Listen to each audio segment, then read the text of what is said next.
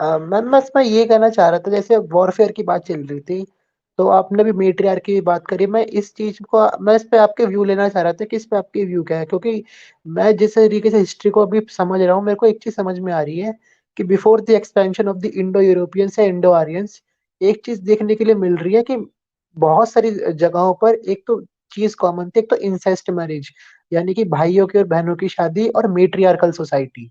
ये दोनों चीजें जो है मेरे को बहुत ज्यादा कॉमन मिल रही हैं। फॉर एग्जाम्पल, जो ब्रिटेन के अंदर प्री इंडो यूरोपियन सिविलाइजेशन थी, जैसे कि जिन्होंने स्टोन हेंज या न्यू ग्रेंज, जो आप पत्थर देखते हैं मेगालिथिक्स ब्रिटेन के अंदर, वो बना है, उनके अंदर भी इंसेस्ट मैरिजेस के साइन मिल रहे हैं।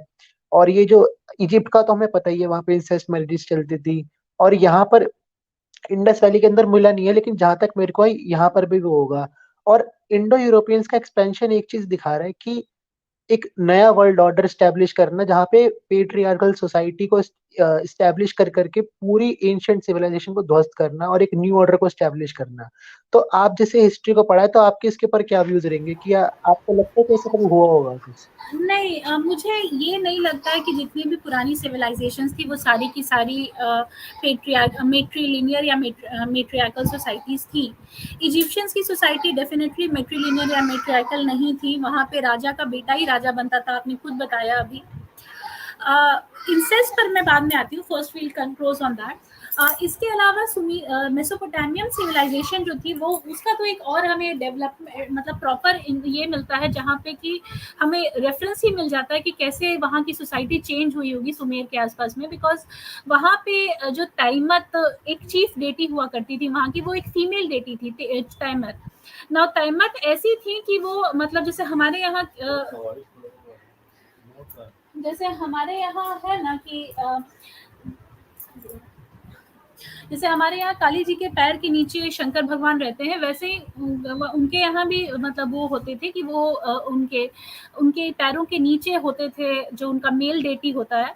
बट वो भी मतलब इस तरह जैसे कि यहाँ पे तो काली माँ को खराब लगा ना कि उनके उनके पैरों के नीचे शंकर भगवान आ गए। ऑन द कॉन्ट्री वहां पे वो अपना राइट समझती थी तैमत कि वो अपने मतलब जो मेल डेटी है उसके ऊपर पैर रख के कर सके। तो ऐसी एक डेटी थी जो कि शो करता है कि वहां पे कम से कम एक अगर मेट्रियार्कल ना भी तो एक मेट्रीलिनियर या मेटरनल इंक्लाइंड सोसाइटी थी। लेकिन धीरे धीरे जैसे जैसे वहां पर चेंजेस आते चले गए वो पेट्रियार्की की तरफ चले आए और उनका आपने जैसे बताया इंडो आर्यंस या इंडो यूरोपियंस के साथ कोई खास रिलेशन था नहीं। लेकिन आगे चल के वो सारे लोग भी इंडिक्स मतलब वो सारे लोग भी पेट्रियार्कल हो गए और धीरे धीरे ताइमत जो कि एक चीफ डेटी हुआ करती थी वो धीरे धीरे एक डेमिनस बन गई और वो मतलब उनको पूरी तरह से खत्म कर दिया गया और वहां पे मेल डेटीज की प्रेडोमिनेंस हो गई। Similarly there was another female deity जो कि गॉड की वाइफ हुआ करती थी। जो एब्राहमिक पुराने रिलीजन्स थे जुडाइज्म के अलावा मतलब उस एरिया के जितने रिलीजन्स थे वो सारे के सारे उनसे अपने गॉड को जोड़ते थे कि वो फीमेल काउंटर पार्ट है या मेरे हस्बैंड उनका हस्बैंड है मेरा God. But as the Abrahamic religion fast forwarded वो धीरे धीरे खत्म होता चला गया। तो पेट्रियार्की के रूप में जो ट्रांसफर हुआ है वो सिर्फ और सिर्फ इंडो यूरोपियंस की वजह से तो नहीं हुआ है जहां तक मेरी थॉट प्रोसेस है। जहाँ तक आप इंसेस्ट की बात कर रहे हो इंसेस्ट वाली बात पे मैं ये कहूँगी कि इवन हमारे जो टेक्स्ट हैं उसमें भी जो सबसे पुराना टेक्स्ट आता है पुराने टेक्स्ट आते हैं सबसे पुराना के पुराने टेक्स्ट आते हैं वहाँ पे यम और यमिन जो हिंदू रिलीजन के हिसाब से यम और यमिन ये दोनों जुड़वा भाई बहन है बट इनकी आगे चल के शादी हुई थी।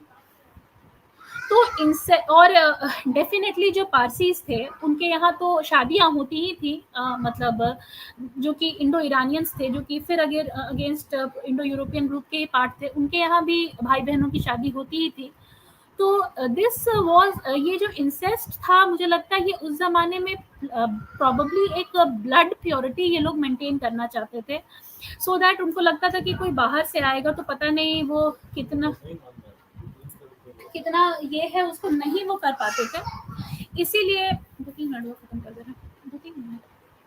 तो वो नहीं कर पाते थे इसी वजह से उनको मतलब जिसको कहा जाएगा कि ये मेट्रीलिनियर जो धीरे धीरे करते करते ये सोसाइटी चेंज होती चली गई और जो इंसेस्ट था वो खत्म होता चला गया, because they realise that overall ये बेनिफिशियल नहीं होता है उनके आगे की सिविलाइजेशन के लिए। I think this is the reason. और अगर आप अंग्रेजों की जहाँ तक बात कर रहे हो, वो तो यहाँ तक मतलब अंग्रेजों की इन द सेंस की वेस्ट यूरोपियन कंट्रीज की बात कर रहे हो, तो वहाँ तो इंडो यूरोपियंस आने के बाद भी इंसेस्ट चलता ही आ रहा था। तो इंडो यूरोपियंस ने एक नया वर्ल्ड ऑर्डर जरूर एस्टैब्लिश किया था, लेकिन मुझे नहीं लगता कि इंसेस्ट में या मेट्रीलिनियर सोसाइटी में उनका बहुत बड़ा योगदान था।